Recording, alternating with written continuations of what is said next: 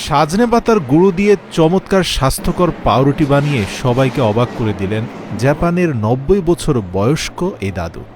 প্রিয় দর্শক, জাপানিজরা ১০০ থেকে ১২০ বছর বয়স পর্যন্ত বেঁচে থাকতে পারে এবং তাদের এই লম্বা হায়াতের পেছনে কিছু রহস্য আছে। সেটা হচ্ছে তাদের সিক্রেট লাইফস্টাইল।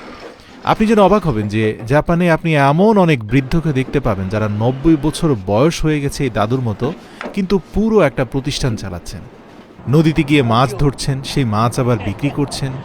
এমনকি জাপানের সাধারণ জনগণ বয়স্কদের তৈরি করা খাবার দাবার বা বয়স্করা যদি কখনো কোনো ব্যবসা প্রতিষ্ঠান পরিচালনা করে, সেখান থেকে তারা বেশি পণ্য কেনার চেষ্টা করে।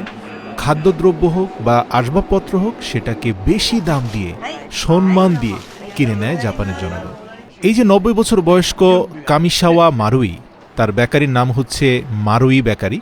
তো এই বেকারিতে তিনি ৮ থেকে ১০ রকমের পাউরুটি বানান এবং মজার ব্যাপার, সবগুলো কাজ তিনি নিজ হাতে করেন। সহযোগী হিসাবে তার ছেলে আছে এবং ছেলের ঘরের নাতনি আছে, এরা দুজন সহযোগিতা করছে তাকে। এছাড়াও আরও বেশ কয়েকজন কর্মচারী আছে।